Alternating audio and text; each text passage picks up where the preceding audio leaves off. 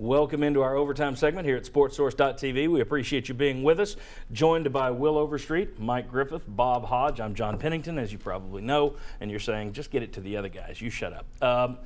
This segment is always brought to you by our friends at Smokin' Joe's, SmokinJoesTobacco.com. They've got two great locations, one the original store on Paper Mill, the other one the new store down in Alcoa. Walk-in humidor, it's beautiful.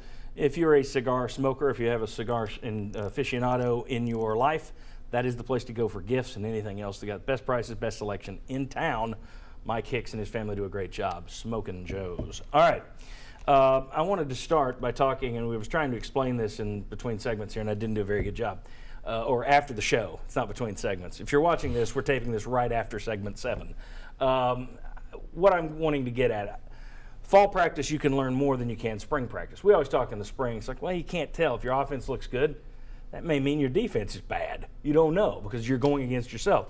To an extent, I think for those of us in the media and for fans trying to keep up with this by just, well, they completed this pass, you get the one-on-one play breakdowns, I think it's probably very close to the spring. However, coaches and players being in there, I think there's a lot more to learn because you know who's healthy, you're implementing more of your offense and defense.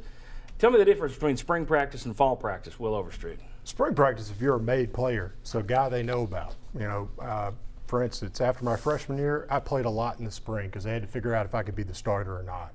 After that, I didn't play that much in the spring just because it was, we know what he can do. He's going to be our starter, get a few snaps, so somebody else looks really good, right? Offensive line either dominates the guy behind me or the guy behind me is playing against a lesser offensive line that's the same situation and he plays. And David Yancey goes for 400 yards in every bingo, exactly. So it looks good, but there's a lot of guys that are kind of heroes then that'll never show up on the field. When you get to fall practice, here's what's going to happen. The first thing you learn, really and truly, if you've been there, you're not going to learn too much about the guys that are there. What you learn about is the guy that comes in as a freshman that people say is going to be all this and great. You learn that the first day of pads, if he's a guy that's going to be, he's not going to play for a while, and he may play eventually. He's going to play this year. Or that cat, how did he get 5 stars? He's never going to play in this league. But you learn that in the first day of pads fairly quickly, how a guy responds when a bigger, faster man puts him on his rear. Very good. That's exactly what I was looking for. See, I don't have to explain it in between segments. I just throw blah, blah, blah, blah, blah. Will comes back with something good. That's exactly what I wanted. I appreciate it. He speaks John. See, he can understand me. Mike, who popped this week? Halliburton, a guy that a lot of people think should be a defensive back, a guy who was an outstanding recruit out of Naples.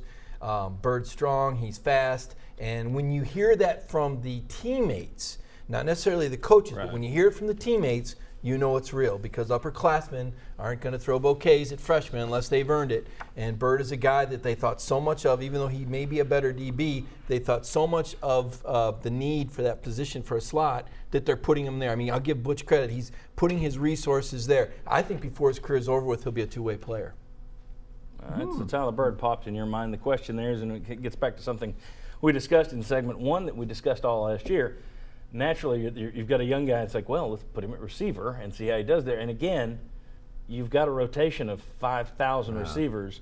If they put him over there and he pops and he looks good, and you make him one of those top 4 or 5 guys, okay. But if he winds up being one of those top 9 or 10 guys that you're still using, well, last year, who didn't think that Juwan Jennings shouldn't have been playing more? Shouldn't have been getting more opportunities, but instead he got caught in that rotational thing. Come right off the field. He's out there. He's on the sidelines. He's out there. He's on the sidelines, and you would hate to see a kid who may end up being a two-way player. That raises a question that you've got in the fall that you may not have in the spring. Is you're going into this thing with your depth chart, you've got to make a decision of okay, this guy's going to get X number of snaps. It's real now, and coaches. And you guys correct me if I'm wrong, the farther down you are, even in the rotation you're going to play, the less snaps you're going to get, the less opportunities you have to learn. So now the guy that's not getting the opportunities, I'm not saying he slips back, but he's not. Doesn't have the growth potential. Yes, he doesn't have quite that growth potential. So that's what makes fall practice to me so different. Yeah, you're going to get lots of opportunities if you were a walk-on. You get opportunities in the spring. Hey. I'm third team. Yeah. Really? You think? What about quarterback situation? Yeah, Dormity's got a year up on Garantano. Jones left, came back. Backup situation, not behind Dobbs. Thoughts right now? Well, Dormady's a different kind of quarterback. It's hard, and I know just playing the guesswork of the show, I think they look great. It's hard for me to know how Garantano's picking up the offense. He looks great throwing the ball. And I think that early on, that's kind of what you're looking for is what can this guy do? What is a plan B? Again, DeBoer has done this. I mean, I think people really underestimate how smart this guy is. I like the fall better, John, because you do see who's slotted where. And in the media, I think you learn a little bit more from it because, like Bob said, it's real now. What you're able to see. Yeah. Whereas in the spring, it's like, what's this guy doing here? Our coach had a wild hair. He decided to try.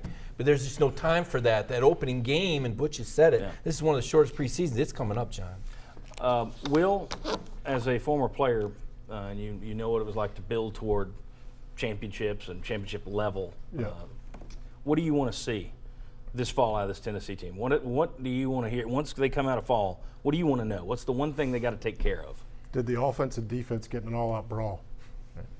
Every year we had that, we were a really good team. Something about it, when you're that competitive, you're that even on each side, tempers start getting raised during practice, eventually somebody throws a punch and it's all-out war on either side of it. The coaches are at each other, everybody's at each other. If you have that kind of mentality, then coming out of that, it's like the two brothers that always fight, or like my two sons that are always fighting, until somebody else tries to pick on one of them. Then it's them against that one individual. You want that. You want this team to be ready and chomping at the bit to go find somebody else to play because they're tired of going up against the other guy. Great point. Good stuff. Will Overstreet, Mike Griffith, Bob Hodge, appreciate it.